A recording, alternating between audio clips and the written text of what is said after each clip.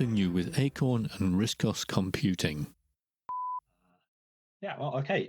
Yeah, we'll make a start then if it's 7:45. Thank you for inviting me, or thank you, Chris, for inviting me probably sometime last year. And I think I was busy doing something else, and I thought, don't worry, I'll just kick it forward until January, and then I don't have to worry about it. And then, yeah, January crept up on me, so I had to then start worrying about what I was going to talk about. So I had preemptively given you the title of Titanium at 10, because I realized that the Titanium computer was now 10 years since it was started being designed. In fact, more than 10 years since it started being designed, and 10 years since it had been released. So we're going to have a look this evening at Titanium at 10, a few of the things that went well, a few things that didn't go quite so well, and yeah, all sorts of things that go into putting together and launching a new motherboard. I did email Trevor MacDonald. He was not available, unfortunately, for this presentation, so I'm afraid you're stuck with me. And then we're going to finish off by looking at some of the things that are sitting on the motherboard that haven't really been used or not being used to their full potential, because there's all sorts of things on the main system on chip that I really never thought of a use for, but maybe someone here can think of a use. So my claim, or my strap line that I gave to Chris when putting together this presentation, when I put together the title anyway last September, was a slightly bold claim that Titanium was the fastest RISC OS computer that has been in production the longest. I thought if I put enough qualifiers, eventually I'll come up with a statement that is true. So that's what I've done, and I took a look at some data and I've plotted that in a graph, which I've got a bigger version of. I guess a bigger version of that same graph. Plotting, I don't know whether you could put it on a logarithmic scale, whether you would prove Moore's law is true. It's on a linear scale, so it's a bit harder to judge. So we start in the bottom left corner. Can I get my mouse pointer? There we go. Bottom left corner with the RISC PC ARM6 and ARM7, so that they were sort of 40 megahertz. We're not seeing it. That screen, I don't think we've still got the sort of splash screen saying LSR. Okay, let me go back a slide and press some more.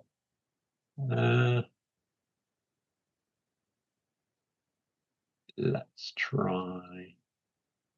It does. Yeah, it does say sharing is paused. That's weird. Let's just come out and go back in again.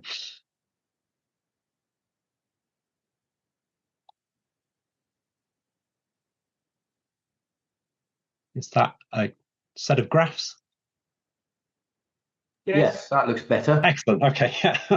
Yeah, it was very true. The bit that's normally in green that says you are screen sharing had gone yellow and said you're not screen sharing for some reason. Okay. Yeah, you didn't miss anything. It was only the title page, so I read the words out. And there was a picture of Trevor MacDonald as well, because he used to present news at 10, and that was I was thinking what rhymed with news at 10 with Titanium at 10. So the graph, my bold statement of Titanium being the fastest RISC OS computer that has been in production the longest, if I put enough qualifiers, eventually I come up with a true statement and a larger version of that same graph. So if we get, there's my mouse pointer. So the RISC PC, bottom left-hand corner, 1994, which is about 40 megahertz when it came out with the ARM6. And then there's obviously a big jump when the strong arm, so 233 megahertz initially with the strong arm, and that amazingly was still in production until sometime in 2003. I found the press release from Castle saying that they'd built the final batch of those in 2003 sometime, and obviously that overlapped with the Ionix PC, which is about 600 megahertz. And again, I found the press release saying that the final batch of Ionix PCs has been produced, and that was 2008. There's a little bit of gap. There is some white space where there were literally no new RISC OS computers at all until the BeagleBoard came along. There was an odd little cluster, which I think is probably something to do with the silicon process, meant that we got stuck at a gigahertz for a while, until so the Cortex A8 and Cortex A9, which I think my only explanation for these all being clustered at a gigahertz is that there was something special about the silicon process that meant that you couldn't get beyond that, and it was only when the higher numbered Cortexes, ARM Cortexes, came out that suddenly we started to jump into the higher frequencies. So Titanium's there at 1.5 gigahertz, and that came out at the end of October 2015. So that has now been in production for 10 years, which, although the Pi 4 beats me on megahertz slightly, it hasn't been in production for that long. So my statement is a truth. It is the fastest RISC OS computer that has been in production the longest. So got enough qualifiers in there to be true. But where did it come from? Yes, why did Elesar make the Titanium computer? So I had looked at that graph from the 2010s kind of period, and noticing that quite a lot of the chips were all actually mobile phone system on chip. So the Beagle board was the OMAP 3, which was actually for the mobile phone market. The Panda board is just a development board so that you can try out how to make a mobile phone. And the Raspberry Pi, the Broadcom chip, is also a mobile phone chip originally. And the IMX6 used on the Wand board is also a mobile phone chip. So these are often mobile phone development kits. And quite often that then means that the peripherals that are on the chips are tailored to what you might need for a mobile phone. So you often find that they've got lots and lots of audio interfaces, because obviously you need lots of audio interfaces on a phone, and whereas on a desktop computer you really only need one for the main system audio. So it's quite interesting to see the mix of peripherals that you get on each of the system on chips, bearing in mind that they were intended to be mobile phones. I didn't want to do that. But the OMAP Texas Instruments OMAP processor line was really actually quite a handy thing to be following, with the OMAP 3, which is Beagle board, OMAP 4, Panda board, OMAP 5 on the iJet boards, because Texas Instruments datasheets are very thorough. So when you choose, I know full well if I try to get a big fat datasheet out of Broadcom, they won't give it to you. If you're not signing yourself up to buy 5 million chips, they won't even bother answering the phone. Whereas Texas Instruments at least provide the data sheets, which is really what you need. You need the register level information in the data sheet, because in reality, RISC OS is basically a bare metal operating system. So often they'll produce a development board and then assume that you're going to run Linux on it.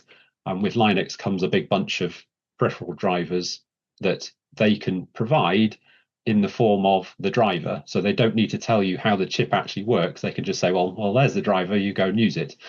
With RISC OS, because we don't have an OS underneath us, you need the register level information, which is what the TI data sheets have. And if your eyesight is not that great, I've zoomed in on that bit. That really is a 6,033 page data sheet. That's actually quite a short data sheet now. There's a project I'm working on at the moment, which I think that has a 12,000 page data sheet, which is an ARM based processor, but it's into a 5-digit number of pages on the data sheet. So you can see the progression there of the OMAP family. 1 gig, 1.2 gig, 1.5 gig, as the different Cortex cores were licensed from ARM by Texas Instruments. But, and here comes a big but, is that Texas Instruments didn't really want this to be in the mobile phone business anymore. They realized they had lost that. Qualcomm, with their ARM mobile phone chips, they won that business. Samsung stopped using TI. No one was using TI, and they'd got themselves saddled with a load of mobile phone chips that they couldn't do anything with. So they knew they wanted to get out of the mobile phone business because there's no money in it for them. But they'd already licensed a Cortex A15 from ARM, and once you've committed to designing a chip, it's several $1 million. If you're going to write that off, that's going to hurt. So they wanted to use their license and actually make a chip from it, but that wasn't directly targeted at the mobile phone business. So at the time that I started talking to them, it was actually called an OMAP I5777. So the part numbers randomly change. I don't know who makes up the part numbers and why they started at 777. It's related to the Boeing airliner. I don't know. Anyway, for some reason they chose that as the tentative part number at the time, and decided to retarget their market for infotainment, which is a horrid joining together of words for information and entertainment, which is when you have a high-end car, like a Jaguar Land Rover or something like that. Often there will be a DVD player so that the people sitting in the back can watch a movie, and there'll be the dashboard has parking cameras and all that sort of stuff. So in terms of the inputs and outputs, there's an awful lot of stuff there that isn't mobile phone related. So if I grab a picture of what's inside the main system on chip, you can see each of the blocks. So yeah, there's a Cortex processor. There's a bunch of other spare processors. These are normally used for things like the reverse parking camera in a car. But usefully, and the bit that I was more interested in were the peripherals around the edges. So SATA interface, handy for a hard disk. Obviously, in a car, that's intended for the DVD player that's playing the movie for the passengers in the back. But in a desktop situation, that's useful for hard disks and that sort of thing. And obviously, usual serial, UARTs. MUC-ASP is I don't remember what the MC is short for, but it's an audio serial peripheral. So that's the bus that goes to an audio chip. So again, useful for desktop computers. It's got DRAM and it's got multiple video heads. So there's all these bits of peripherals that, although their intent was to use it for a high-end vehicle, actually they're mostly the peripherals that you also need if you're making a desktop computer, which is really handy. So having honed in on what looked like a suitable chipset, it was time to start putting together a design, and knowing that, having looked at that block diagram, there were quite a few things there that RISC OS either couldn't use, can't use, or may even never use. There was a CAN interface on there, for example. So if anyone's done any tweaking and modding of their engine management unit to get their engine efficiency up, you usually plug into, there's a CAN interface somewhere underneath in the glove box, and it's a automotive serial multi-drop serial protocol. Obviously, that absolutely no use whatsoever in a desktop computer. So there are some peripherals sitting in there that I genuinely can't think of any use for ever. But yeah, to be able to put all these things together into a desktop computer that would kind of kick the metaphorical can down the road a bit, because we spend a lot of time endlessly porting between different boards. If you think of how many different Raspberry Pi models there are, and each Raspberry Pi model takes 3 to 6 months to do all the updates for the driver work, it was to try and kick that far enough into the future that you can spend time just doing one port to this hardware once, and then for that to buy you several years worth of future times, so that you're not just endlessly chasing whatever this week's chip is. So again, the automotive industry typically wants a 10-year lifetime, because the cost of certifying a motor vehicle is hugely expensive to get through all the safety testing. So they also want a nice long roadmap. Whereas something like a mobile phone, generally, there's an 18-month roadmap on that. You pretty much just about finished designing one mobile phone, and it's time to throw that in the bin and start again with the next mobile phone. So they have a much shorter design cycle compared with automotive. And to put it into I've got one down here. Not sure whether you'll be able to see the size that the camera. Maybe when I finish sharing the presentation, I'll weigh these again. So to put the design into something that was a standard form factor, so that you can use standard PC cases that you can get from Currys, without having to machine out some custom bit of plastic. So it just sits in a standard PC case. That also helps with finding other applications beyond RISC OS. So if I'm being brutally honest, if I were to just be selling it to RISC OS people, titanium doesn't make business sense. It's economically, Elesar would not be making any money if we only sold it to RISC OS people. It needs a second or a third market that you can ride on the back of, so in an industrial sense. So by putting in a standard form factor, you can then fit that into other, into rack units, for example, or in other industrial uses. So I looked at my timesheet, dug out my timesheet data, and it looks like the first component was entered into the CAD software on the 30th of June 2014, so summer 2014, so just over a year earlier than the release date. And then that took just over a month to draw the schematic. So it's a fairly chunky schematic. Again, I'll show you later. It's so A3 schematic. It's nine A3 pages on schematic. So yeah, that takes about a month to wire up all the nets. And a slight wrinkle in this was that pretty much every day I would pick up my email and find that the applications engineer from Texas Instruments would email me and say, oh yeah, by the way, that power supply chip, yeah, we've changed our mind. It needs to be wired up like this now. So there was one particular, the PMIC, which is the power management IC, power management integrated circuit, was very annoyingly changing very frequently, and they couldn't quite make up their mind how that chip should be wired up.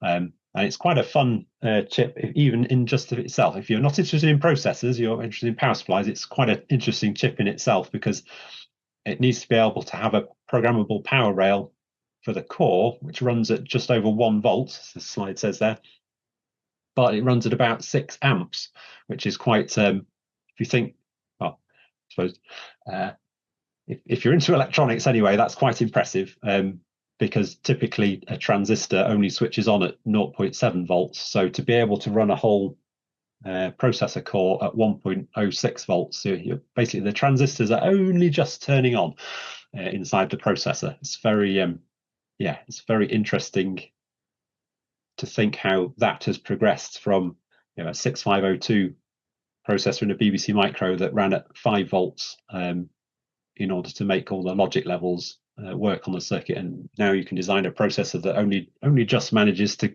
beat the 0.7 volts to turn the transistor on. Anyway, big chunky pile of schematics. I've lost somewhere. There is an annotated version of my schematics somewhere where I'd scribbled all the mistakes on the pages, but I think I've either shredded those or I've lost them. So that's the oldest set of schematics that I could find from 2015, slightly dog-eared. And I should say, just because I'm contractually obliged by the accountant to mention that you can buy a technical reference manual for the titanium computer, and that includes not dog-eared and not wrinkled on and not scribbled on in red biro set of schematics as well. So I thought I'd quickly throw that in if anyone desperately wants to look at the paper schematics. So amazingly, yes, when the boards came back in November of that year, so having laid it out in, I guess it must have been August and September, about 2 months to do the board layout, the boards came back in November, and kind of sort of worked. No smoke came out, which is always a relief. And again, I can show you this a bit closer when I finish showing the slides. So I did also make a version of the board where I only populated the bits of the power supply that I thought might not work. So because I didn't want to blow up the chips, because the Rev A chips I only got given 2 samples of. So it would be embarrassing to have only been given 2 samples and then to blow them both up. So I did manage to, I built a separate one that was just testing the power supply so that I knew that I wasn't going to blow up the processor. There were a few wire mods required because you never quite get anything right. A nine-page schematic, always a few mistakes to be made. So there's some weird stuff in the way that I had not quite understood how the SD card command line worked. I had thought, oh, when it sends a command out, it'll be on for quite a while. So if I just stick an LED on that, it'll flash whenever there's something being read or written to the SD card. But it turns out, I didn't understand that. And what actually happens is the command line only toggles for the duration of the command, which is like a 4-bit number or something like that. So it only toggles for a few tens of nanoseconds, which is not long enough for your eyeball to be able to see. There's not enough photons come out of the LED to be able to perceive that. So yes, we did have to add some. That's a little delay gates, which is some weird combined logic chip that you can configure in various different ways, and one of the ways you can configure it is as delay. So there's a capacitor to set the delay time, and some cheeky little bits of wire to make the LED light up. So that's why on the original board you couldn't see, or the LED was not visibly on whenever it was accessing the SD card. A little bit of fun for the SATA interface that I had. This classical problem when you're making a serial, if you ever make a serial cable to connect between two computers, you've always got to pay attention to whose transmit it is with respect to. Is it the transmitter of the person at the other end or the transmitter at your end? And it turns out, I got that wrong. So I had to do a lot of little crossing over of the wires so that the transmit of the hard disk interface went to the receive of the processor, and the transmit at the processor end went to the receive of the hard disk. So that wasn't quite right, but never mind. Only 8 little wires needed to fix that problem. And then the cursed power management controller. In the time that it took to have the PCBs etched and populated, I'd had another email from the applications engineer at Texas Instruments to say, oh by the way, whatever you do, don't use that output, you want to use the other output. So that's standing the inductor on its side and then a little piece of wire to make it use the other channel rather than the one that they said don't use. So that was not my mistake, in fairness. The other ones were genuinely my mistake. That one was a change in the goalposts in the time that it took to have the boards manufactured. So having got to the point where, electrically no smoke came out, I was reasonably satisfied that all the chips were wired up the right way around. It's time to start getting the RISC OS side of things working. So some of this you can defer to later, because actually it just needs to be able to exercise each of the interfaces enough that you can then be testing that and then go on to start with the hardware qualification. So you don't actually need to have finished a lot of the stuff in RISC OS. It just needs to work to the point that you can tell that it's the right way around. So for example, the SATA, it was not obvious from looking at the hardware that I'd accidentally cross-wired the SATA interface, but 2 screenfuls of code, just enough to be able to get the device ID out of the hard disk, suddenly became obvious that, oh, well, hang on a minute, why did that not read back correctly? So you only need to get enough of the driver working to be able to prove out the hardware, and then you can come back and finish the rest of it off later on. So in fact, the first version, the first ROM that got programmed in was actually only enough to get to a serial on a serial port to a command prompt, so that was enough to show that the RISC OS kernel was running. It was enough to show that you got the DRAM set up and that it was reading and writing values to the DRAM correctly, and that the clocks were running, because you could print time from BASIC, and it would say if you left it for 30 seconds and then print time again, the number would have gone up by 30,000, 3,000 centiseconds. So you knew that all the clocks and the RAM was working well enough, but actually very little else in the ROM, very little, no window manager, no toolbox modules, nothing of that sort.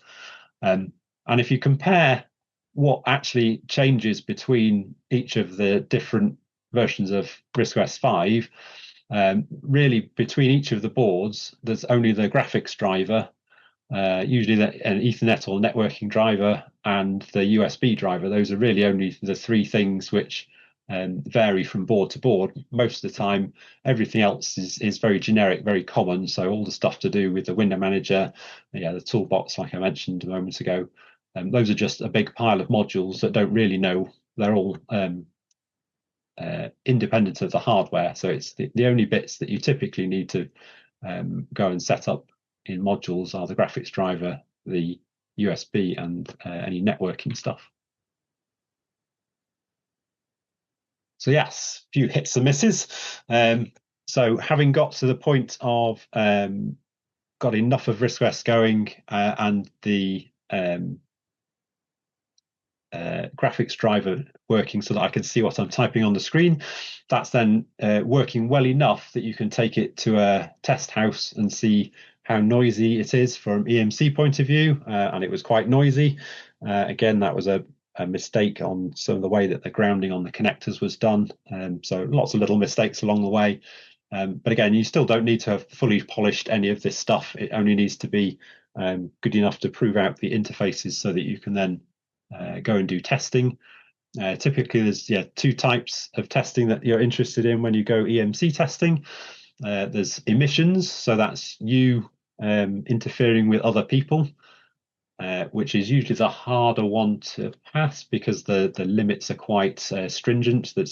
You don't get very many dB microvolts on the graph before you fail that test, because they don't want it to be interfering with other pieces of electrical equipment. So if you run a kettle next to your computer, you don't want the kettle to interfere with the computer, or the computer to interfere with the kettle. So there's the emissions side is you not interfering with other people, and then you also do an immunity test where you blast it with RF, and the idea is you should not be susceptible to other people's emissions. So that's the opposite way around version of the test. There's also a slightly mean test that you do whenever there are any connectors that are visible, which is the static discharge test, and that's a slightly more controlled version. The picture's a little bit wonky, but you can see that I'm in a screened room. That's Russell, the test engineer. I recognise from his jumper. It's not my jumper. That's the floor of the screened room, and that's a sheet of plastic. And basically what they do is they zap any visible ports with the equivalent of you rubbing your feet on the carpet and then touching things. So it's a very controlled way of doing a static discharge, the equivalent of a person zapping each of the ports. And that's just to check that things either aren't damaged or don't cause the processor to reset, that sort of thing. So although there's very little energy involved, there's lots of volts. It's about 14,000 volts, I think, for one of the tests. So it's quite harsh from a discharge point of view. So then, now that you get to the point of having done one set of your first round of testing, you can say, oh, okay, well, I'm failing that test, so I need to change those things on the next version of the PCB, of which there have been 4 different versions of the PCB iterating to fix each of the problems until you get to the point where you're ready for production. LSR and CJ Micros commissioned Piccolo Systems to write a new version of ADFS. So ADFS is the IDE, or what would have been the IDE driver that you would have used in a RISC PC. So it sends ATA commands to the hard disk, except that we needed a version that instead of that hard disk being on the end of a 40-way ribbon cable, it's now on the end of a 4-pin SATA cable instead. SATA is just a serialized version of what comes on the 40-way ribbon cables that you would have had in a RISC PC. It's sending the same ATA commands, but it just serializes them at high speed. Instead of needing lots of individual parallel cables, you end up with fewer cables, but going at a much higher speed. And then, yes, by the time got to spring 2015, some new Rev B chips were available, and by that point the part number was no longer OMAP I5777, it was now AM5728. So their marketing team had decided, or perhaps Boeing had sued them for using 777 trademark. It got renumbered to 5728, and we got a new set of boards back to go and do some EMC testing, and then also to commission someone who's somewhat more of an expert at Linux to do a port of Linux as well to the processor for those other markets that are outside of RISC OS world that would want a version of Linux to run instead. And then, just because my dad used to sell the machines that make cardboard boxes, I'm forever interested in cardboard boxes. So I'm like a cat at Christmas when I'm opening a present. Often the box is the more interesting part of it. So I can't resist a double B flute, which is what that box I think looks like. Yeah, it's looking on my screen. It's not the most exciting thing. It does not get me invited to any dinner parties. Cardboard boxes are just corrugated cardboard. But anyway, it involved designing a nice die that stamps out these little cardboard trays that the titanium motherboards get delivered in. So it's exciting to me as somebody who finds cardboard boxes interesting.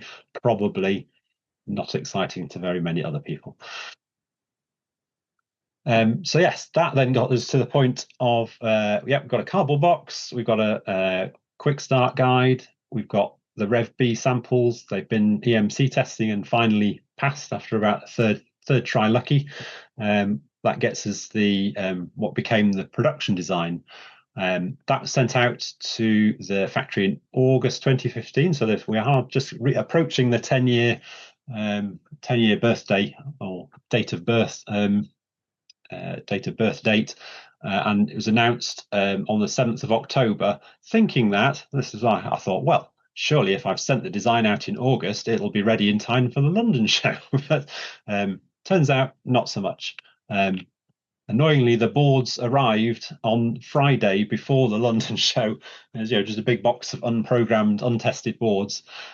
So yeah, it would have been really nice to be able to have them to take away at the London show the following day on Saturday the 24th, but no amount of staying up late at night would have managed to get through all of the production tests to be able to check out all of the chips. So it was easier to have announced it. There were plenty of prototypes around, so the people at the show would be able to see a titanium in action, but yeah, sadly not able to buy it because they didn't arrive until the afternoon of the day before the show. Disappointing. So yeah, I mentioned earlier there's a technical reference manual for anyone that's excited looking at bill of materials and other sort of engineering drawings. In general, I guess most people that are more interested in putting it together as a desktop computer to run RISC OS on. So yeah, I guess the technical reference manuals are of more interest to someone who's wanting to port a different operating system other than Linux or RISC OS to a titanium. And there's a company, it's a company somewhere in France who ported Q&X, which is a real-time operating system. I never met any of the people. They were always I was dealt with them remotely, but yeah, they ported Q&X, the real-time operating system, for some application that they had. Yeah, very interesting. So obviously, yeah, the technical reference manual is essential reading for them to be able to figure out which pin does what goes where. But yeah, for people who want to just run Linux, they don't need any of that. So you can build a titanium. It's not that difficult. You just need a PC case. Go to Currys, go to PC World, buy yourself a PC case, stick a solid state hard disk in, and then plug in the stuff shown in the quick start guide. So hopefully this, click there, you will see me building a titanium in 4.5 minutes, hopefully. So that is the I/O panel that I showed on the previous slide, and the first thing to do is to attach that to the back of the motherboard, and there's 8 little UNC nuts that hold that in place for the DVI sockets and the serial ports. And I decided that this is not the most exciting television, so I've now sneakily sped this bit up by a factor of 2. So I don't normally, my fingers don't normally move quite that quickly, but I thought it was better than watching it in real time. And then little trick, get yourself a socket set and take the socket out of it. And if there's a torque wrench, that's even better, because you can set the torques to the correct tension for each of the bolts. But very handy, rather than fiddling around with these nuts. Definitely get a socket set and just thumb tighten them with the socket set. So that gives us our motherboard and backplane attached, and that slots into your case. So this is a little slimline black case that I've chosen. Push the I/O panel through the hole in the back of the case, and then most cases have a grid of either 4, 6 or 8 screws. So those are for mounting the motherboard too. So there'll be either holes in the base of the case, or they'll give you a little bag of brass bosses to screw in. So this one has 4. In fact, yeah, if you look very left of that screenshot there, you can see the holes that don't get used for this size of motherboard. So if you've got a bigger ATX motherboard, that would fit that. So that's us doing up the screws. And then while we're in this corner of the board, for the ATX power supply, it's usually a little group of 4 that you snap off the end, and then the 20-pin version of that pushes into the motherboard. So that's the power for the motherboard. And then power for the DVD drive and power for the SSD. There is space in this case for another hard disk hiding under the nest there, but you can't see that in this video.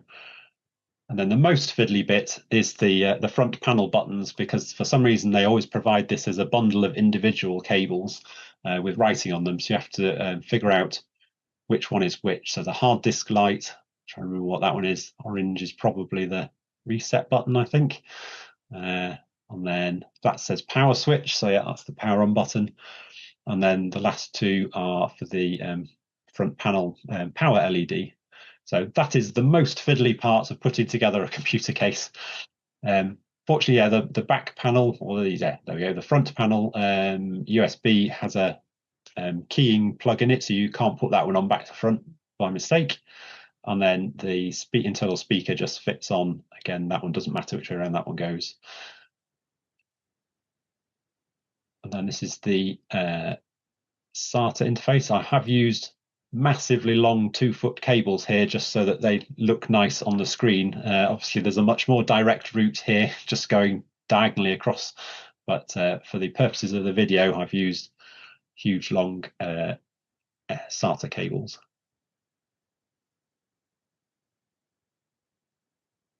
That's about it.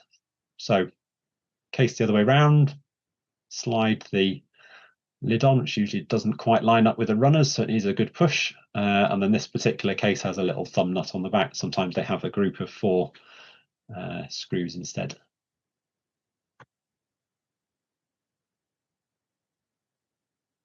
So there you go. That was 4.5 minutes to build yourself a titanium. It is possible, although I did cheat and speed up the doing up of the nuts. And if that is too much hassle, because there is a lot of fiddly little screws, you can also buy a titanium ready done in a case from Arcom. I've got various different cases, and there's one called the Duet, which I believe has a PC motherboard and a titanium in it, so you can run Windows or Linux on a PC in the same case, a single case on your desktop. CJA Micros sell a Rapido TI, which is the TI motherboard in their Rapido case. And then the picture on the right, the LSR one, that is the black slimline case that I was just showing a moment ago in that video. I thought it would be interesting given that 10 years is quite a long time in terms of the economy, to have a look what happened to pricing during that time. And this is a graph which I blatantly robbed from the Office of National Statistics. They've got all kinds of exciting historical data going back to the 1940s or something like that for historical inflation rates. Obviously, there's a bit of a slump in 2020. There was something, we were all doing something in 2020, I have a feeling. And then after a big spike due to various other worldly events happening in 2022. So the post-pandemic inflation actually peaks at 10.8%, according to the Office for National Statistics, which compared with I think it was 0.3% or something in 2016, is obviously absolutely eye-watering in percentage or multiplier terms. So if I overlay on top of that the titanium motherboard, which costs £415, and apply inflation as it would have been throughout that period, notionally today, if I got round to it, I ought to be charging £604 apparently for it to be merely the equivalent price of things that you bought. If you bought something in 2015 that cost 400 quid, it's about 600 quid now, allowing for inflation. But actually the titanium is still £415. It's still the original launch day price. So in sort of inflation terms anyway, it's £185 cheaper, which is quite a positive way of looking at it. And the only secret to doing that is to stockpile components. So in 2015, many components were bought and put into storage. So effectively, any titaniums that get built are being built at 2015 prices because there's enough components to keep things going. The only slight exception to that is I did not stockpile DRAM, and I now have come to regret that because DRAM prices have gone through the roof because lots of AI servers are being set up around the world using various NVIDIA AI capable processors, and all of these are gobbling up RAM. So all of those things where you think if you're doing a Google search or something like that these days, and you get an AI result sitting at the top of the Google search results, someone somewhere that's running on a server in a desert somewhere probably, and that's gobbling up all of the DRAM and causing the prices to spike. So yes, I regret now not stockpiling a similar amount of DRAM back in 2015 because it would be very handy.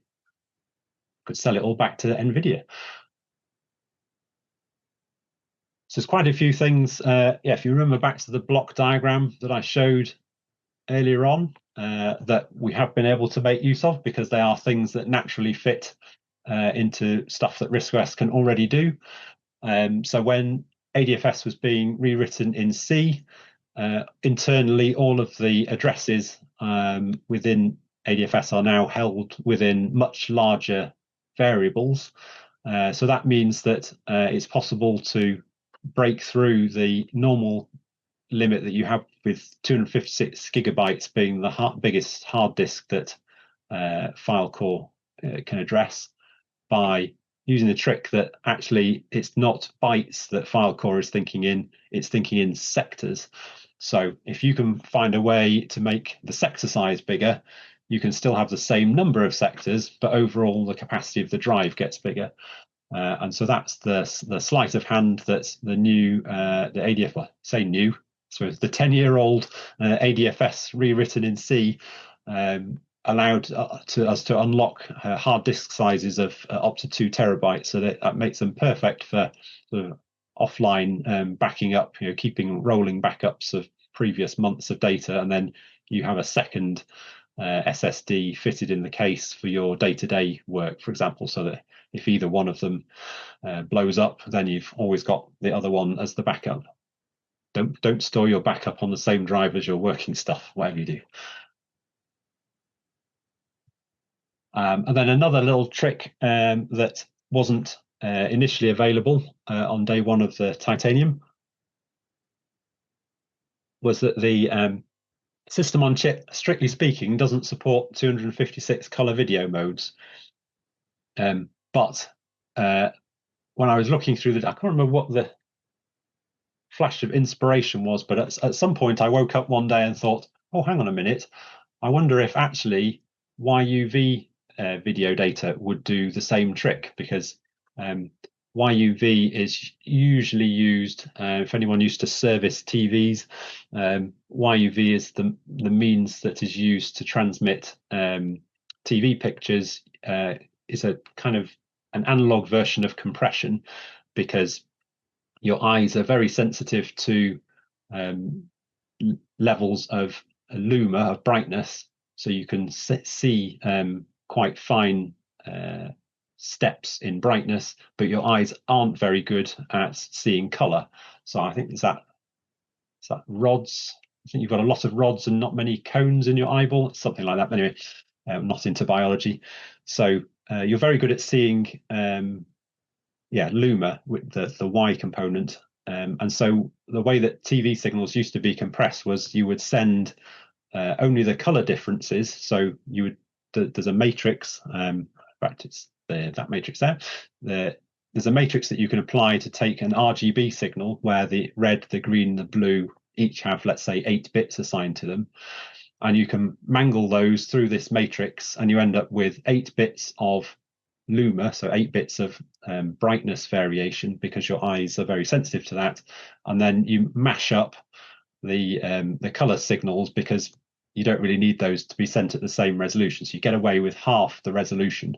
So sometimes used to hear the term 4:2:2 video, and that was because there's the ratio of the luma signal to the color difference signals was a 4:2:2. So you end up with 4:2:2 video. Anyway, all of this is very long-winded backstory to the fact that, inside the system on chip, it did have a YUV video mode where it would be able to play out video that was stored in 4:2:2 ratio.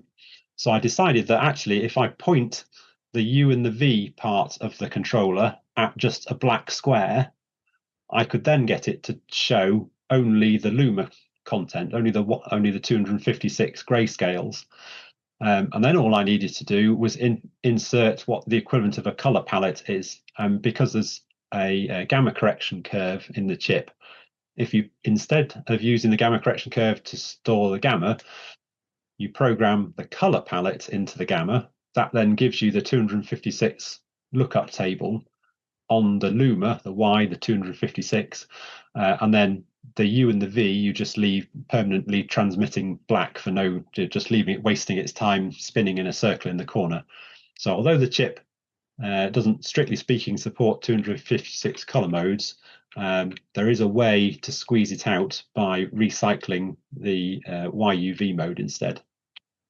And so you end up that Titanium has actually got the same number of different modes available, and it's the only thing since the RISC PC where it was using Acorn's custom VidC chip, where you can actually get hold of all of the different color depths on one board, which is sometimes useful for there are some games I think that only run in 16 color modes, and the Sibelius program only works in 16 colors, I think. So to be able to have the full sets of Hopper, that's the one, Hopper runs in 256 color mode.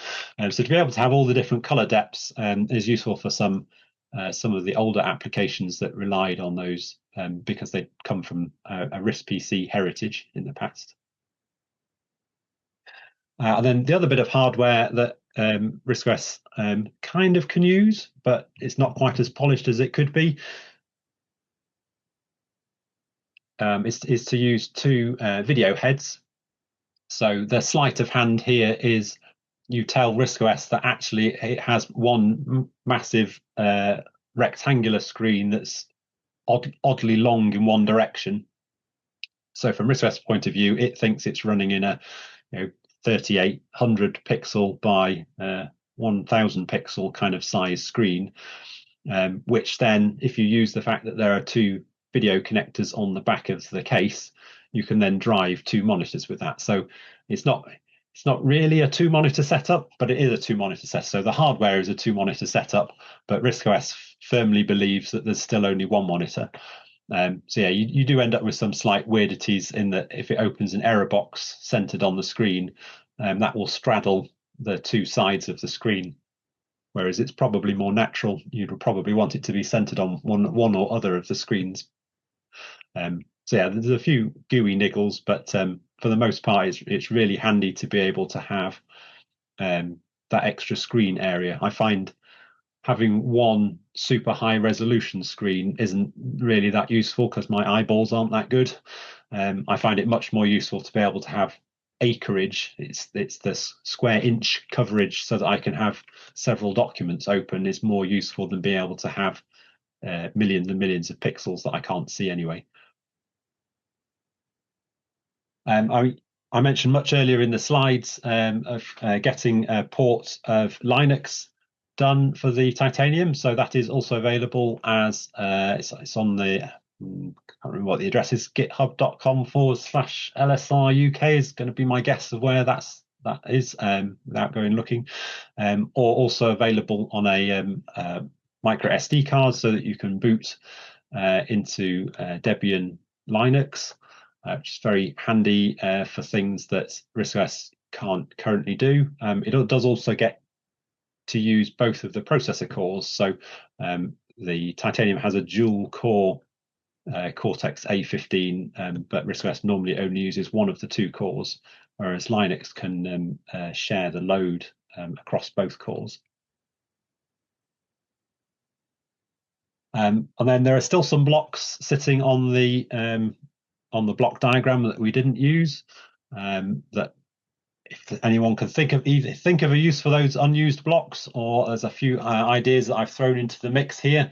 So yeah, as I mentioned on the multi-screen thing there earlier, there's definitely some polish that could be that the window manager could do to avoid opening error boxes that are split across the center line of a screen. There's 9. I always have to check the block diagrams to check that I'm not hallucinating. There's 9 spare processor cores doing nothing. So there's various Cortex M's, which are roughly strong arm kind of speed Cortex processors. There's a digital signal processor, TMS320 digital signal processor. There's a 3D graphics rendering core, all sorts of processor cores just sitting, twiddling their thumbs, not doing very much. I've always been interested in whether you could do something where you have an emulator for some other system. So either an x86 emulator like we used to have with the PC emulator on an Archimedes, or a BBC Micro emulator or something like that, where you could then run that in a window in the RISC OS desktop, and it would take 0 processing power. It would be very fluid and instant to move around because it's not actually using the processor core that RISC OS is on. So I never got round to it, but it's always a thing that I thought, well, it feels like something could be run on those processors. And then there's 2 PCI Express interfaces. So you can get a parallel serial port. It's sort of expansion port for that, for things that use parallel interfaces.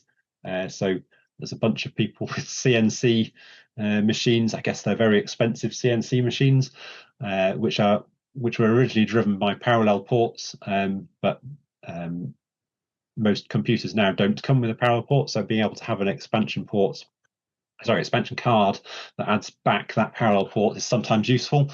There are some PCI Express video cards. So if ever RISC OS got to the point of being able to support multiple video heads and tile them, you could potentially add a third or a fourth graphics card to do that. There were a bunch of Firewire expansion cards that I was looking at in the probably 2017 kind of time frame.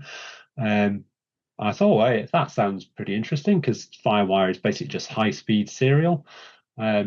And then I realized that the reason why there were so many Firewire serial PCI cards was that no one was using them. And actually, if you looked at all of the cameras that you could have bought at the same time, none of them had Firewire interfaces on anymore, because USB had caught up and overtaken it in speed terms. So it'd be perfectly possible to add a Firewire card, but I think probably not that useful, because there wouldn't now be a camera that you could buy that would plug into it anyway. I'm always interested, so I'm sitting in a Zoom call here with you. I'm always interested in thinking whether there's something that could be done to allow us to have, even if it was just the voice aspect of a Zoom call done natively in RISC OS, that feels like a thing that would be interesting. I suspect the protocol that Zoom uses is probably proprietary, and you couldn't get enough information to work out how to form a Zoom call, but it feels like a thing that at the hardware level, at least, that would be possible. And then there's a guy in Germany who is looking at adding NVMe to which can run on a PCI card, amongst other things. So lots of bits and bobs of projects there. So the hardware is sitting on the board for any developer that's interested in getting their feet wet, doing some of that. And I think that was that was my last slide. So I will quit out of the screen share so that I can wave the things that I was waving around earlier. So probably less exciting. That's the it's the reflection of the light. That's the bare motherboard with no chips stuck to it. And that was the prototype one where I just fitted the power supply, and it's got the annoying wire link the annoying wire link after the goalpost moved in the time that it took to have the board made. So yeah, it was surprisingly expensive to only have one chip and 6 inductors reflow soldered, but it was definitely worth it for not blowing up the only 2 samples of the processor that I'd been given. So I'm quite pleased with that. And then I think I waved the schematic around earlier. That's just A3 paper. People have seen A3 paper before. That's not very exciting. So there you go. That was Titanium at 10, or a run through of how the Titanium came about, and some of the things that worked and didn't work during its development. That was interesting. I see there's some stuff, there's questions in the chat. Right, yes, that was getting the slides right at the beginning. And yes, someone else enjoying my enjoying my obsession with cardboard boxes and double B flutes. Vince, so you still not unpacked yours, Vince? No, it's still in the box, still in the other room. Mint condition. I can sign it next time I see you if you want it to be a mint condition signed original. The box probably isn't mint condition, because I think there's things on top of it.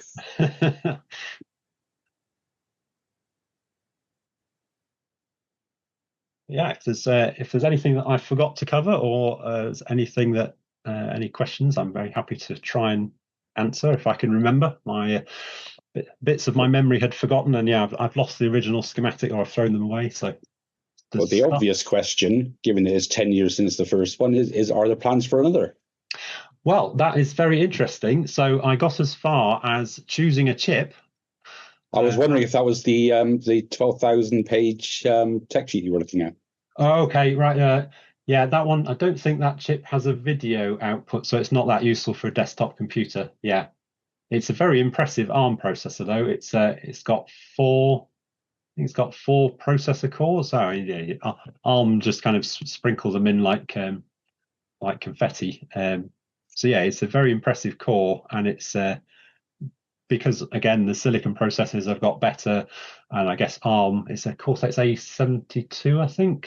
So ARM have also been improving the efficiency of their designs, whereas Titanium has it comes in a metal. The system on chip comes in a little metal can.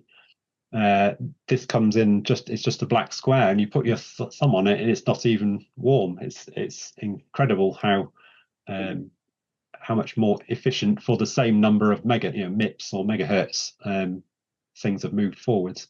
Anyway, yeah, so back to your original question. Yes, so I did get as far as choosing a product name, which is always the important thing to start a project with, is choose the name first. And I looked at I chose the chip as well. I got to the point of my finger was hovering on ordering some chips, and then I noticed that actually although it was billed as a kind of drop-in replacement or a successor, when I looked more closely at it, they jumbled up all of the pinout of the DRAM interface. So as soon as you do that, you have to relay out the whole bottom half of the board, and then you have to go and do all the EMC testing again. So it was, yeah, I think it was a slightly bit misleading to have claimed that it was a drop-in replacement when it clearly wasn't a drop-in replacement. It was, I think, probably software a drop-in replacement, so it had basically all the same peripherals, but yeah, it was a different pinout, unfortunately. So I had to can that because basically it wasn't a big enough step to warrant doing all of that work. So it's sort of in my mind, when we had the StrongArm RISC PC, that was kind of hovering in the 250, 300 megahertz kind of region, and the Ionics was kind of 600 megahertz-ish kind of region, and then double that again, 1200, or Titanium is 1500 megahertz. So what I was really hoping for was, another nice, not necessarily 100% increase, but at least 50%. And actually, when I looked at it, I think it was 1800 megahertz, which when I work that out as a percentage, and I do my calculator, yeah, it's actually only a 20% boost. Yeah. So yeah, it was a nice chip. It would have served a purpose. And yeah, if I'd have had a time machine, maybe that would have been the one to start with. It only came out like maybe 5 years ago, something like that. But yeah, I couldn't justify doing all the engineering effort for only a 20%. If it was 2.5 gig or something, then to be, oh yeah, okay, that's got me sitting up straight, I'll do that.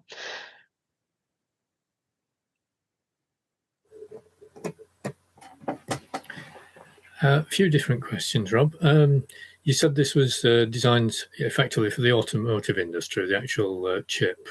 Yes. Do you know which cars it was actually used on? I think I did know at the time, but I don't think I know now. Because if you've got lots of stock and you're not selling too many titaniums, spare parts will be very expensive. That's true, yes. Yeah, I do have some trays of processor chips as well that have not yet been soldered. Yeah. So I can sell them back. Apparently, it's one of the things that's knackering cars. The engine works, but the systems around it don't. So you have no displays. Yeah. So, if you haven't got the chip that runs it all, it was a big name chip. I'm gonna off the top of my head say someone like Nissan. It was a company that even I don't have a car, but it was a company that even I had heard of that make cars. So yeah, it was definitely a big name that they were targeting at. And I got while you were mentioning there, chip shortage and things. I was very fortunate, having done all my stockpiling in 2015. Fortunate or unfortunate, yeah. When the pandemic hit and suddenly all of the supply chains fell apart for making all the chips. You just carried on. Yeah. Obviously, the bit that I was fortunate with, unfortunate that there was a pandemic, but fortunate that the factories that were building the boards suddenly had no work because all of their clients didn't have any of the parts that they needed. So normally, as you saw from the timeline I gave you, if I submit a design to the factory in August kind of time, it came back in October kind of time. So that's like almost September. It's about eight weeks from me submitting the design to some boards arriving back. But yeah, when at the beginning of 2020, when I was building some boards, I rang up the factory and said, "Oh, yeah, I'd like to build some more boards, please." And they said, "Great, if you can have the parts for us by tomorrow, we'll start them." Because they had literally no work to do, because all of the other companies that they were working with didn't have any of the chips. So I was sitting very pretty there with my big stockpile. Yeah, very good. Yeah, could you tell us, and it's up to you whether you do or you don't, how many systems you've sold? And what proportion would have been for RISC OS? I assume the RISC OS proportion is like 10%, something like that. Yeah, you're very accurate there. Yes, it's always been roughly a 10-to-1 ratio. I probably won't tell you the numbers, but yeah, it's roughly it's roughly a 10-to-1 ratio all the time. I always think, oh great, let's say there's a show or something like that, so then suddenly you'll sell a bunch because there's a RISC OS show coming up, and I think, oh, that's tipped the balance suddenly. But yeah, it always, the long-term average is 10-to-1 ratio roughly. Yeah. So have the ones you've had going to Linux have been used for servers? Do you know, or do you not always know the end use? Of them have been used for servers. The weirdest use one, which I don't think I'm breaking any national security rules with, it was for what I think it's doing something to do with controlling a nuclear power station. That's all I could infer. You could put that in your reliability thing.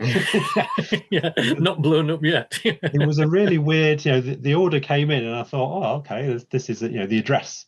The address was, I thought, oh, that's an unusual address. So I looked it up on Google Earth, and it was, oh, okay, it's a nuclear power station.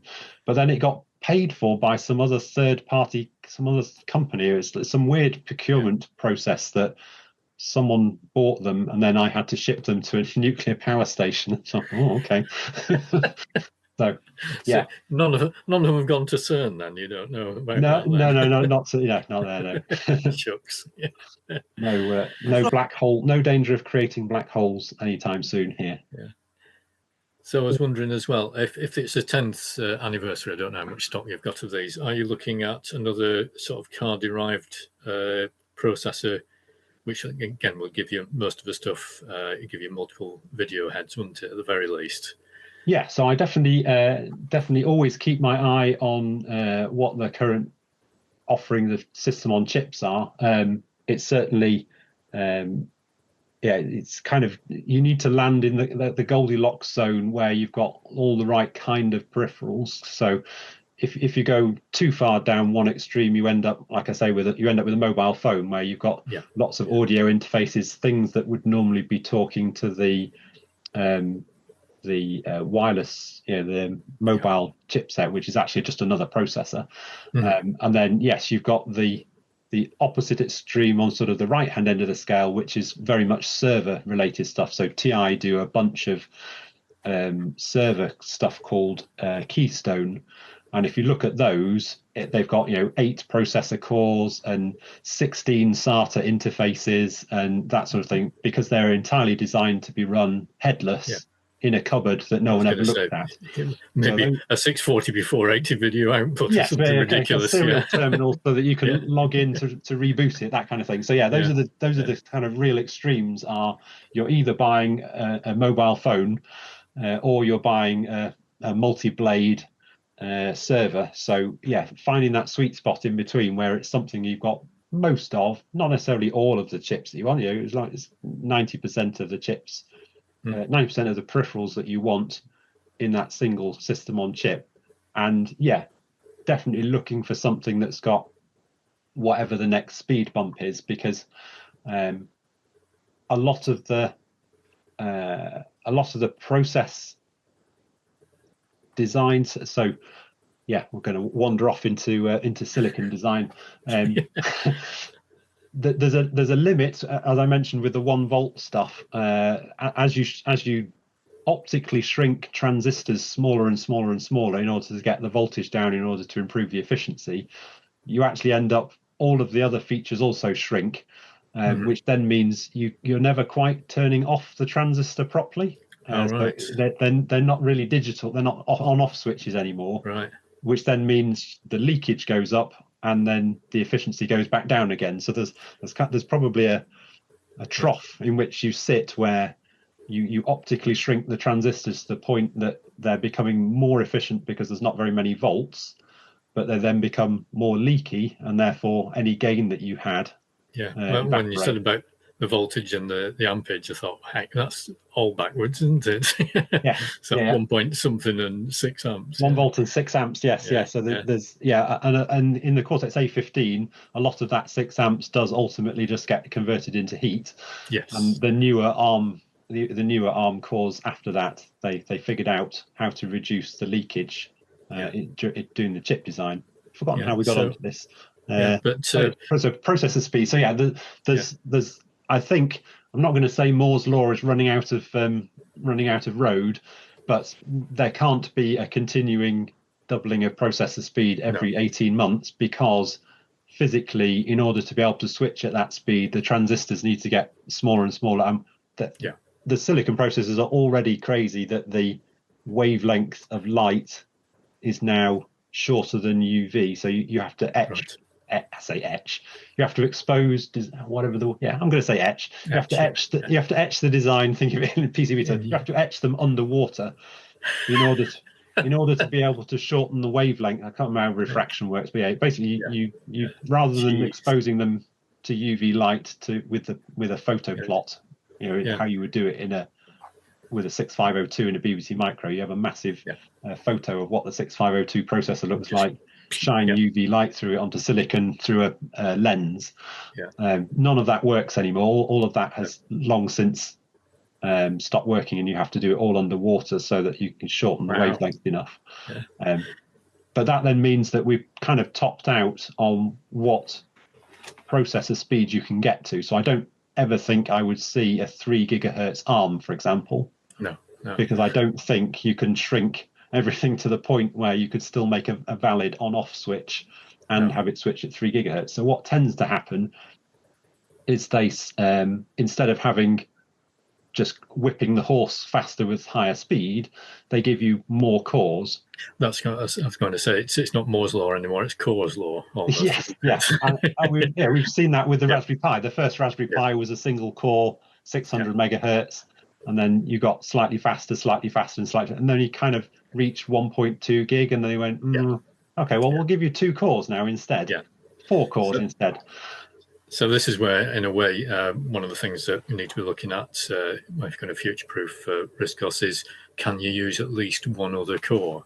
Yes. I understand it's quite difficult to send something off and bring it back, but if you could give it like a whole task to do, like rendering a picture, then the main processor could be doing that, and it just waits for a rendering finished flag or something like that. Yes, exactly. So and that's exactly how the graphics acceleration works, for example. So RISC OS says, I'd like to move this rectangle on the screen across an inch and down an inch, please.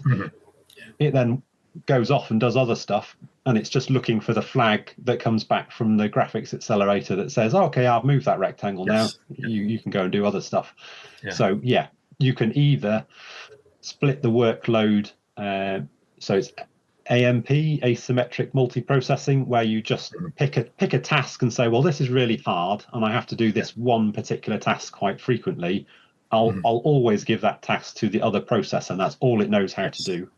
Or the symmetric multiprocessing, which is the kind of the generic case where anything can run on any core, and that's much more complicated.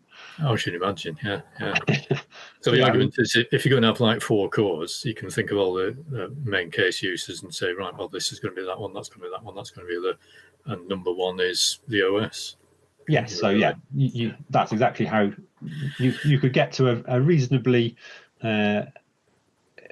quick solution, but that wasn't the general solution. So Windows and Linux and so on, they are using symmetric multiprocessing. That any task can run on any core, but for RISC OS, there could be a quick win where, for example, that, well, when I use SparkFS, zipping always takes, makes the desktop feel a bit sluggish while it's zipping up a file. So why don't I just say, here's a gigabyte of RAM, and that's where can you just compress all that for me, please? And then I'll carry on doing normal stuff on the main processor core, and you just dedicate one of the cores to a really niche thing, and then the rest of the time it sits doing nothing. Yeah. So yeah, that's the other solution. Yeah, it's interesting because we know we can't do stuff like video editing because that uses multiple cores all the time, obviously, just to thrash everything through. But I think lots of people will be surprised when they find out we can only use one core and it still goes as fast as it does. It's still very, it's still very fluid, because of the original design decisions where they were trying to make it all work on a 8 megahertz ARM, and essentially all we've done is scale the processor much faster. We haven't added any other big bits of OS work to do. So it's the same 8 megahertz OS is just now running at 1.5 gigahertz. So everything gets correspondingly more fluid. But there's still always the bottleneck. Change FSI, processing a big image, SparkFS compressing a big bunch of data. Yeah. Thanks very much. That's all very useful. And I hope you find a multiple head driver at the very least, because I'm sure a lot of people would like dual monitor things at the very least, even if you can't use other processors. Yes. So I mean, the Titanium can drive both monitors, as I was showing in that photo. It's just RISC OS just thinks it's one big rectangle, which makes it I suppose having got a Windows, or I have a Windows laptop, as you've probably seen when I've been at shows and things, it does not get things right when you plug it into a larger screen and you suddenly find, it's mirroring the wrong thing on the other. I used to deal with laptops at university, and the default thing was the last option that you came to, which would be, can you show both of them the same? And then I'll choose if I'm going to read my notes here and have PowerPoint on there. And it never did that. It did everything but that for the first 2 out of 3 options. Yeah, and there is some shortcut key to try and swap between them, and I can never remember what it is on my laptop. So even Windows, with all its billions of dollars of money behind Microsoft, doesn't get multiple monitor quite right. It's still. Well, the thing I've always found interesting is, and I don't know if everyone else has found this, the windowing on RISC OS means you can have a lot of programs or bits of them showing just on a standard sort of 1920 by 1080. You can get loads of stuff on that. So if you went to 2 monitors, I know people at work who were sort of working in IT to do with audio visual, they were going to 3 and 4 monitors and said, have you not got a sensible windowing system? And they went, no. And I had a look at something recently, and what was it? You couldn't get it to less than a quarter of a screen. It wouldn't minimize any smaller than that. You could try pulling all the edges. This is on Windows. And I thought, who thought of that? Oh, Bill, Whereas RISC OS, I'm not a proficient user, despite having used it for years, but I can usually have 6 things open on the screen at once and drag and drop and all that sort of stuff.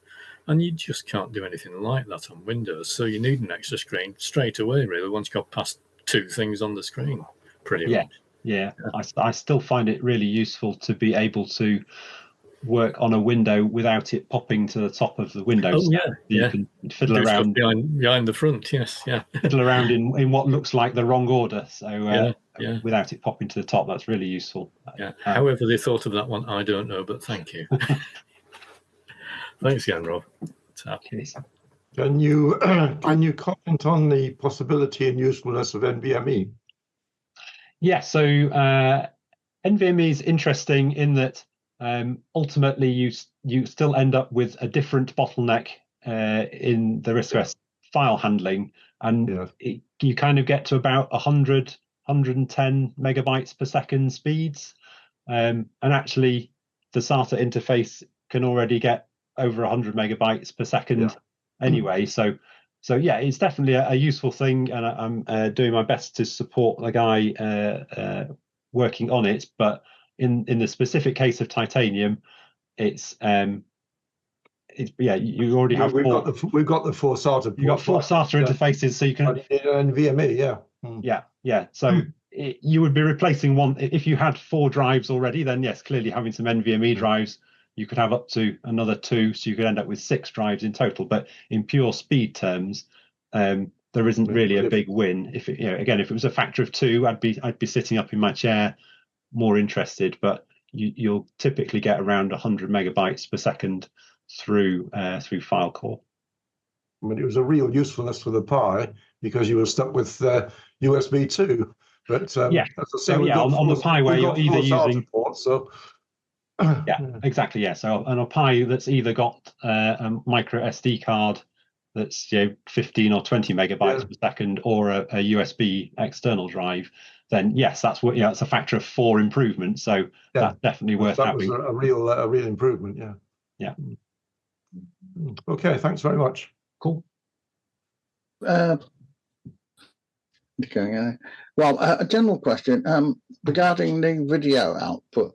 If I remember rightly, I might be getting it wrong because a long time ago.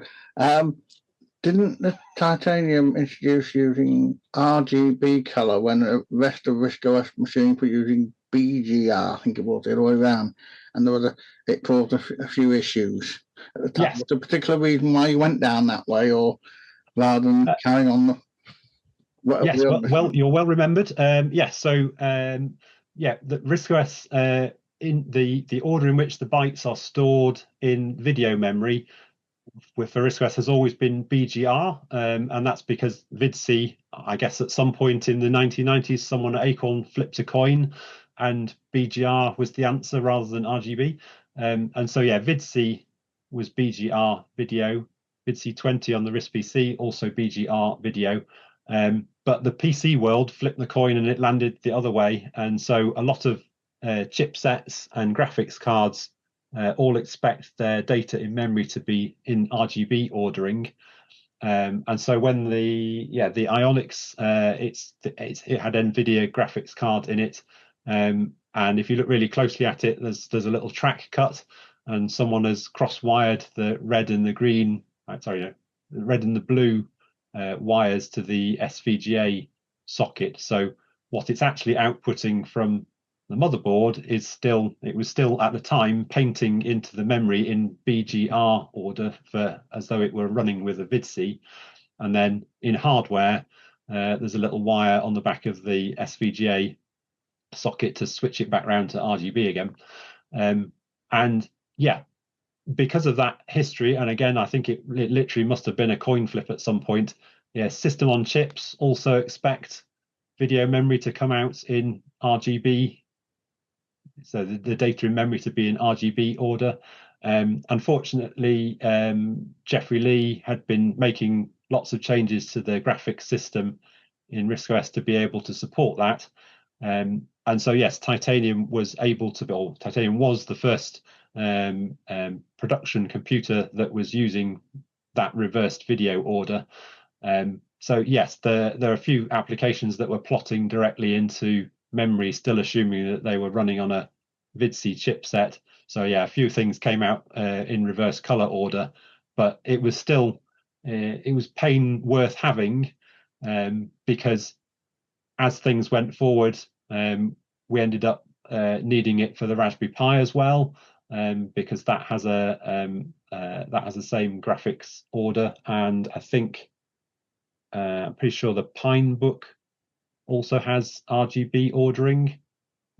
So yes, it was pain at the time in 2015 for those handful of applications that came out in reverse color, but it was pain worth paying off, because now, having ironed out those various wrinkles, so it was probably I'm going to say by 2016, the things that were painting directly into memory in the reverse order were all sorted out, and that then paves the way for, in the future, any other graphics cards or any other system on chips that need the other ordering can all ride on the back of that. So yes, definitely a bit of pain. Not my choice. It was somebody flipped a coin many years before I came on the scene, I think, to choose RGB versus BGR.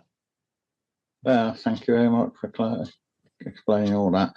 It obviously makes sense to move to RGB, which has become the standard anyway. So yes, Acorn definitely lost that battle. I think the only chipset I've ever seen that used BGR is VIDC. So it's the world versus VIDC, and the world won.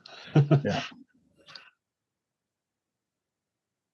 think that might have been part of the Acorn, what is it, NIH thing, was it? Not invented here. Not invented here, yeah. Yes. Yeah. We're going to have a quadrature mouse, honest. Why would you want a PS2? Yeah. I suppose it's in the same category as Motorola using big endian processors. So right, yeah. It's just as good a decision if you've got a choice of do you go from left to right or right to left. So yes, someone chose one way, someone else chose the other way, and I guess little endian kind of won in the end because x86 processed PCs use little endian. As it happens, ARM also preferred little endian, so yeah, generally it won out. You can still get a few weird big endian things where the byte orders reversed, but yeah, I think 90-odd% of the world is now little endian and RGB graphics. Yeah. Still a few big endian things in software format, in data formats, which you have to mess about with, aren't there? But yeah, hardware-wise, maybe the trend has been set. Yeah, a lot of network addresses on the wire tend to be big endian, so network is sometimes called network order. So yeah, that's mildly annoying if you're a little endian processor, because whenever you're trying to compare IP addresses and things, you have to flip the byte order to be able to compare them. But yeah, so yeah. I seem to remember JPEGs have a mixture of big endian and little endian, depending which bit of the thing you're in. But yeah, TIFFs. There's possibly a TIFF variant that can do it as well. Yeah. So again, I think a historical coin flip, and the coin landed one way around. Yeah.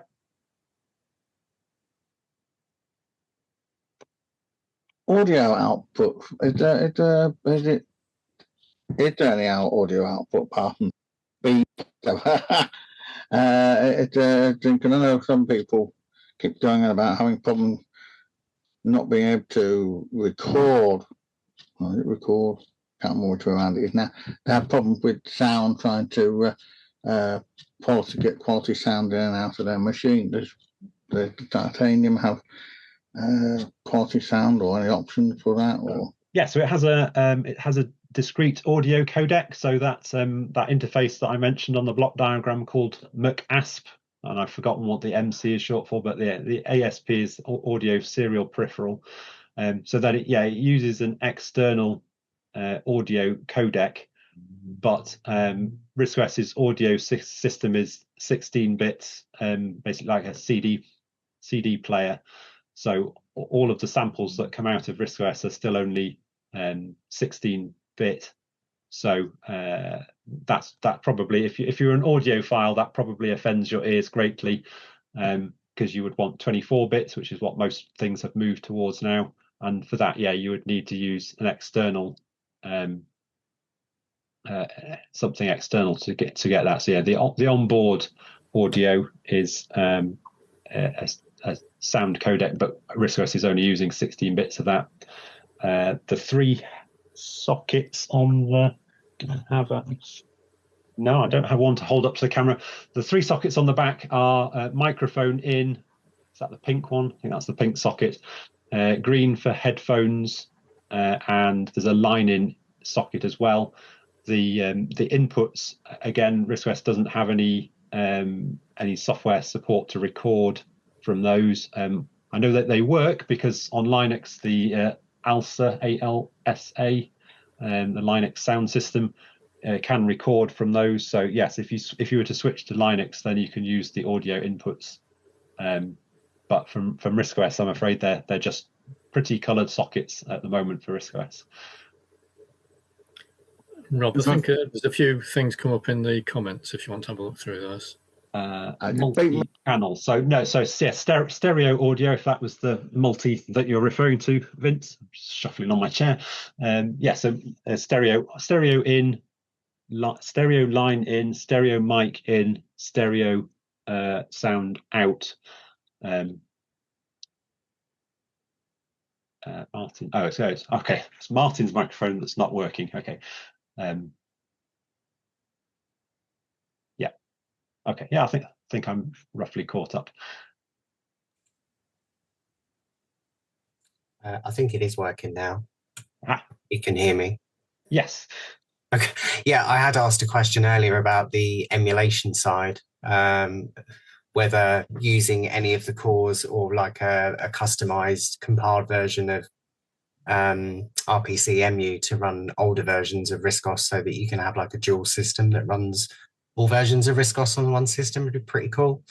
Yes, yeah. I think I might have taken it out of my notes, but I'd originally put, so in my slides it said an x86 PC emulator and a BBC Micro emulator, because I'm interested in BBC Micro things. But yes, a 26-bit RPC MU would also be an interesting thing to have running on a spare core.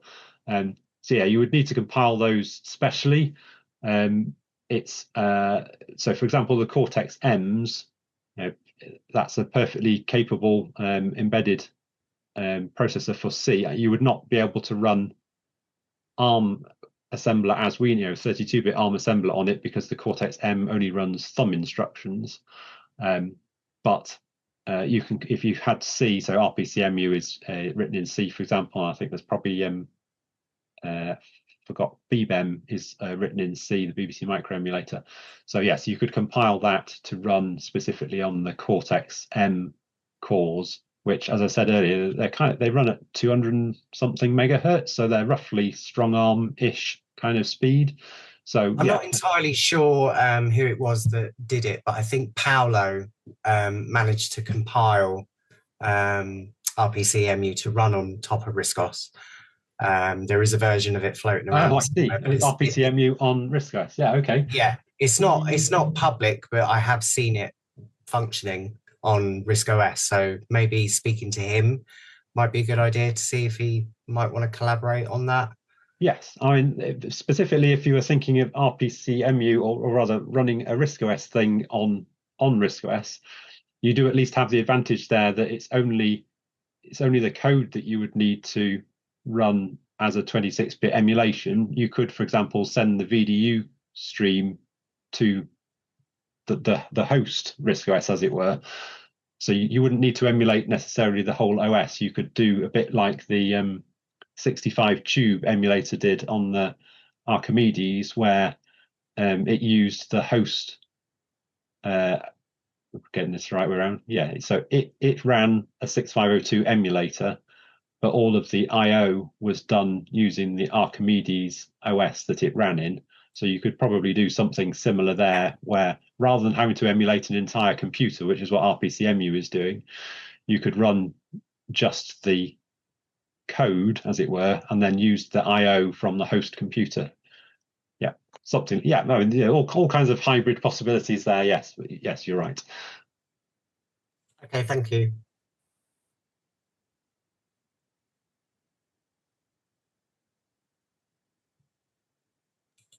Cool. Just one other question, actually, while I've got you. I think we've run out of questions. No, it's all right. You mentioned Jeffrey Lee earlier, and I know he did a version of Geminus for the graphics acceleration for the Pi, the Ionics, and that's Adrian Lee. Oh, sorry, Adrian Lee. Sorry, I get Lee them and confused. Yeah, and the IMX6, but there was never a titanium version. Do you know why that was? Not that I know of. No particular reason. So part of the motivation for doing the acceleration on the IMX6, for example, was in order to try and speed up the desktop when you're dragging windows and things around. But the titanium already has a built-in 2D graphics accelerator, so I kind of cannibalized his own market there. The reason to produce Geminus to speed up the desktop wasn't needed, because it already came with accelerated 2D moves to make the desktop fast. So the only thing that Geminus would benefit you there would be the other things that Geminus did, like the JPEG plotting, for example. So yes, that was one of the things that I noticed, that rectangle redrawing was actually a lot quicker on the titanium. Yes. Rather than the Pi. One of the many. So when I said there are 9 spare processor cores, one of them that does actually get used. Yeah, there's a GC320 Vivanti 2D accelerator, and that is used by the graphics driver to accelerate the moving of rectangles around. So yeah, the early test was if you press F12 and type star help dot or something like that, and then you ran that side by side against a Raspberry Pi, for example, the Titanium will scroll the text much faster than a Raspberry Pi because it doesn't have an accelerator.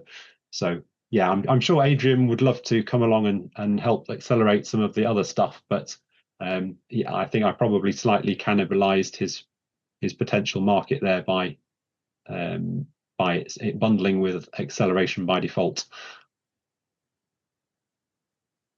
Yeah, I still find the Titanium quicker than a Pi for some graphical stuff, even now. Cool. Yeah. The 2D engine is doing its stuff. So. Yes. Sure. It is incredible if you record it by pointing a high-speed camera at it and see how it works. It's really, really clever how the 2D engine works. It's not doing what you might think and shifting like a row at a time or anything like that. It kind of does it in little patches. It really absolutely fills the bus with data. It's really clever how that works. But anyway, there's a bit of a side story.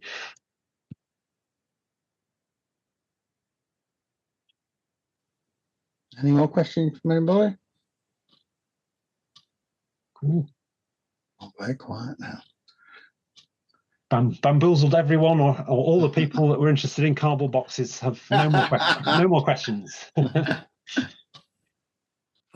Oops, I like cardboard boxes. I've got lots of them. I'm packing up ready for moving. Oh, okay, right, yeah. You'll find when you get to the other end that there's always one that's never actually gets unpacked, and you'll just take it to your next house. I've still got boxes from when I moved here from Leeds 30 years ago. Exactly, yes, yeah. There's always one box that just goes in the garage. It's got some pictures or something in it. Sure, the British Museum will be interested in what is in some of them. Can I ask a question that isn't titanium related, but might be useful to me at the moment? Is I've noticed that the ROM build size for RISC OS is restricted to a certain size. Is there any particular reason why that is, considering like the titanium has a bigger flash chip? Yes, so on titanium, there's no particular reason. I think that might be, it's either set to 5 or 6 megabytes. I can't remember which. But yes, that could be 8 megabytes. Just over 5 meg, yeah. Yeah, okay, yeah. So yeah, the flash chip is 8 megabytes, so there's no harm at all in just making the image size bigger on the titanium. Other ones have other physical limits, so the RISC PC is stuck at 4 megabytes because that's how many address lines are wired up to the sockets. And can that be edited in? Can you edit the actual size of the image that you're building in DDE? Yes, that is set by. Hold on a minute. Because obviously I've been fiddling with different themes and trying to update the icon stack for RISC OS. Yeah. And I noticed, especially with the Pi, I've had to reduce a lot of the file sizes down for the sprites because I run out of space. Yeah. So yeah, if you go to the env directory, env, there's a bunch of obey files in there, and one of the lines in the obey file is a thing called image size, and you can just change that to some other value. There's probably a limited selection of ones that are actually valid, and there'll always be a multiple of a megabyte. I think that's maybe the rule. But yeah, the obey files in the env directory is what sets the ROM size. Yeah, I've got it. It's currently set to 5120K. Yes, which will be 5 times 1024 in binary money. Yeah, that's perfect. Thank you. Yeah.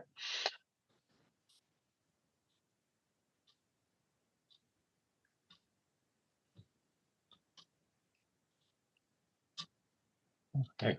Any further questions? Okay. Case it might be appropriate to stop the recording. Yes, I'll just say you beat me to it. So I'd like to say, just a quick thing for everybody, for members who are in the meeting, that next month's meeting is the club's AGM. It's a members only event. Sorry about that, but it'll be a members only event. And more members come along to decide what we do in the club, how we do it, etc. The better. It's your club after all. That's